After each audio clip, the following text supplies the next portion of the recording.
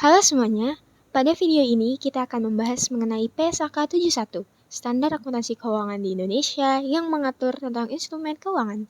Tapi kenapa sih PSAK 71 ini penting dan apa tujuannya? Sebelum itu, video ini akan diisi materi dari Alia, Rifa, Naura, Safa, dan juga Raihan. Yuk kita bahas. Kita lihat latar belakangnya dulu yuk. PSAK 71 ini adalah standar akuntansi yang diterbitkan oleh Dewan Standar Akuntansi Keuangan Ikatan Akuntan Indonesia atau DSAK-IAI dan mulai berlaku efektif sejak 1 Januari 2020. Standar ini mengadopsi IFRS 9. Lalu, sebelum kita menggunakan PSAK 71 ini, kita sudah menggunakan PSAK 55. Namun, PSAK 55 ini dianggap kurang mampu nih untuk mengatasi kompleksitas instrumen keuangan modern seperti derivatif, sekuritas, atau pinjaman dengan risiko kredit yang tinggi. Krisis keuangan global pada 2008 juga menunjukkan perlunya ada pendekatan yang lebih baik dalam mengukur dan mengelola risiko keuangan. Oleh karena itu, PSAK 71 ini hadir untuk memperbaiki kelemahan tersebut dengan pendekatan yang lebih konsisten dan juga transparan. Terus, apa sih tujuan PSAK 71? Secara sederhananya kayak gini. PSAK 71 ini bertujuan untuk menyediakan informasi yang lebih relevan dan transparan tentang instrumen keuangan seperti piutang, pinjaman, investasi saham, atau obligasi. Lalu, memperbaiki pengakuan dan pengukuran instrumen keuangan agar mencerminkan nilai wajar atau risiko yang sebenarnya. Selanjutnya, mengelola risiko kredit dengan pendekatan penurunan nilai yang lebih proaktif, yaitu model Expected Credit Loss atau ECL. Lalu, mendukung akuntansi lindung nilai agar perusahaan ini bisa lebih fleksibel nih dalam mengelola risiko keuangan, seperti fluktuasi nilai tukar atau suku bunga. Intinya, PSAK 71 ini ingin memastikan laporan keuangan perusahaan itu lebih akurat, mudah dipahami, dan juga membantu investor atau pemangku kepentingan membuat keputusan yang lebih baik. Kemudian ada klasifikasi dan pengukuran instrumen keuangan. PSAK 71 membawa perubahan signifikan dalam cara entitas mengklasifikasikan dan mengukur instrumen keuangan. Standar ini mengadopsi pendekatan berbasis prinsip yang lebih selaras dengan praktik pelaporan keuangan internasional, khususnya IFRS 9. Perbedaan utama dibandingkan dengan standar sebelumnya adalah pendekatan yang tidak lagi hanya bergantung pada niat manajemen saat pengakuan awal, melainkan juga mempertimbangkan model bisnis yang digunakan dalam mengelola aset keuangan serta karakteristik arus kas kontraktual dari instrumen tersebut. Dalam PSAK 71, aset keuangan diklasifikasikan berdasarkan dua kriteria utama. Yang pertama yaitu model bisnis entitas, yaitu bagaimana entitas secara aktual mengelola aset keuangannya, apakah untuk menahan hingga jatuh tempo, menjual sebelum jatuh tempo, atau mengelola secara aktif untuk tujuan perdagangan. Kedua, karakteristik arus kas kontraktual, yakni apakah arus kas dari aset keuangan hanya terdiri dari pembayaran pokok dan bunga yang mencerminkan imbal hasil atas nilai pokok secara wajar. Berdasarkan dua kriteria tersebut, aset keuangan dikelompokkan ke dalam tiga kategori utama. Pertama, biaya perolehan diamortisasi atau amortized cost. Aset keuangan masuk dalam kategori ini apabila entitas memiliki tujuan untuk menahan aset hingga jatuh tempo guna mengumpulkan arus kas kontraktual. Dan arus kas tersebut semata-mata terdiri dari pembayaran pokok dan bunga. Contoh umum dari aset ini adalah piutang usaha dan pinjaman yang diberikan. Kemudian yang kedua ada nilai wajar melalui penghasilan komprehensif lain atau fair value through other comprehensive income. Kategori ini diterapkan jika aset dikelola dengan tujuan ganda, yaitu untuk mengumpulkan arus kas kontraktual dan menjual aset. Seperti pada kategori sebelumnya, arus kas juga harus hanya terdiri dari pokok dan bunga. Kemudian ketiga ada nilai wajar melalui laba rugi atau fair value through profit or loss. Aset yang tidak memenuhi kriteria dua kategori sebelumnya akan dimasukkan ke dalam kategori ini, termasuk instrumen yang dikelola untuk tujuan perdagangan atau memiliki arus kas kompleks seperti derivatif. Perubahan nilai wajar atas aset ini langsung diakui dalam laba rugi, memberikan gambaran yang lebih real time terhadap kinerja aset tersebut. Ketika kita berbicara tentang penurunan nilai aset keuangan, kita sebenarnya sedang membahas sesuatu yang sangat penting tapi sering diabaikan, yaitu resiko gagal bayar.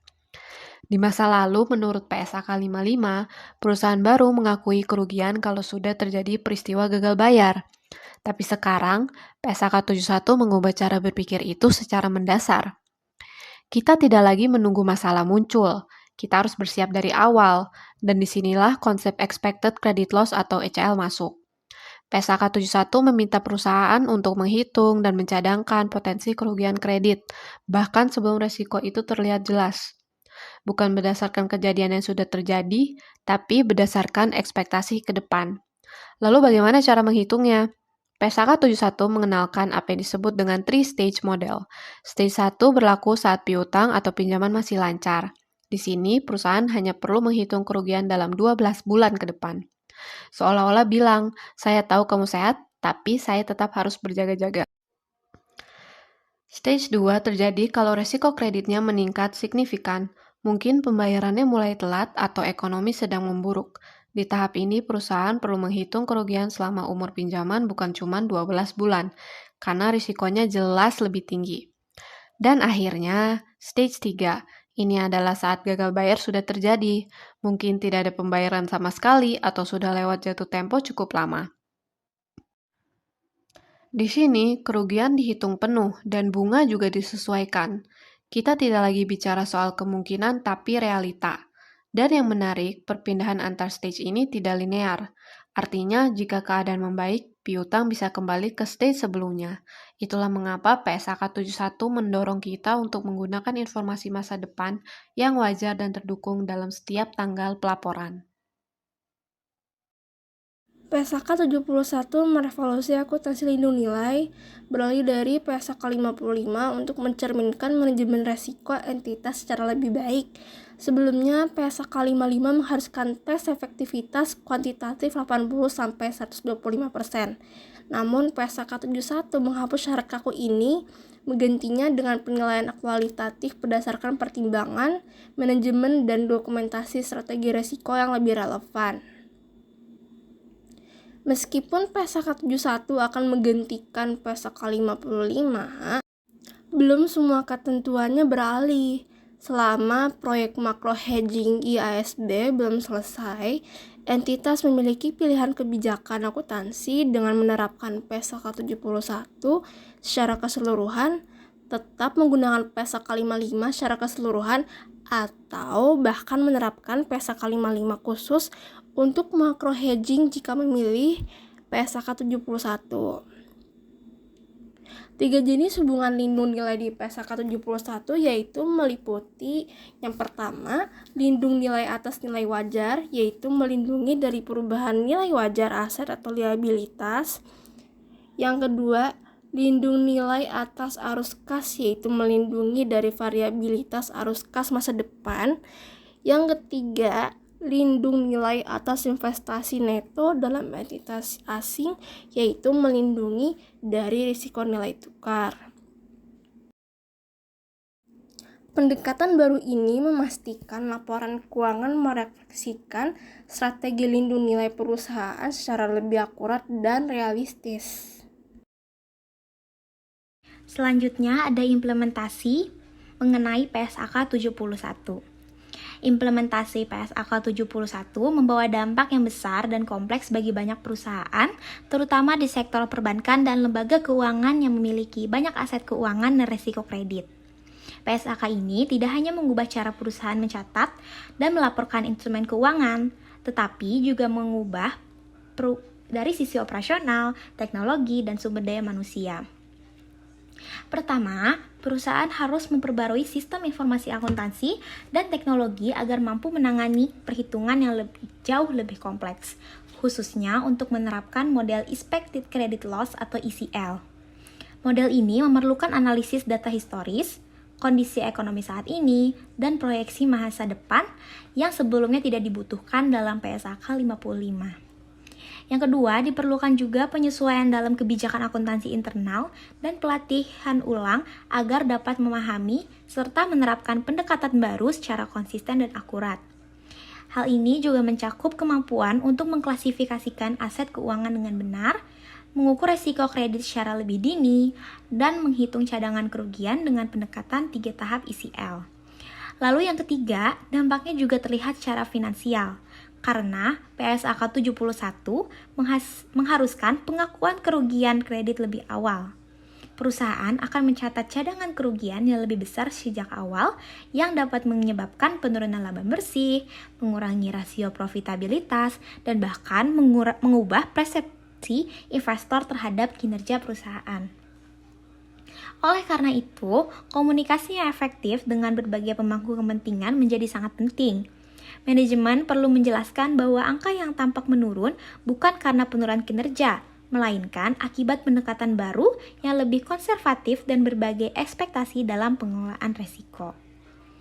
Sebagai penutup, PSAK 71 lahir dari kebutuhan akan pendekatan yang lebih dalam mengantisipasi resiko keuangan, terutama setelah krisis 2008. Seperti yang dijelaskan oleh tadi, PSAK itu menggantikan model incurred loss dari PSAK 55 dengan pendekatan berbasis ekspektasi yang lebih proaktif. Lalu dijelaskan juga perubahan besar dalam klasifikasi dan pengukuran aset keuangan yang kini berdasarkan model bisnis dan arus kas kontraktual, bukan semata-mata niat manajemen. Lalu dibahas juga mengenai model expected credit loss yang mengenali kerugian sejak awal. Dibagi dalam 3 tahap berdasarkan risiko kredit. Sedangkan tadi juga dipaparkan bahwa reformasi dalam akuntansi lindung nilai yang kini lebih mencerminkan strategi manajemen risiko aktual tanpa batasan kuantitatif lama. Semua perubahan ini menjadi PSAK 71 sebagai standar yang lebih relevan, akurat, dan juga mencerminkan realitas ekonomi perusahaan secara lebih menyeluruh.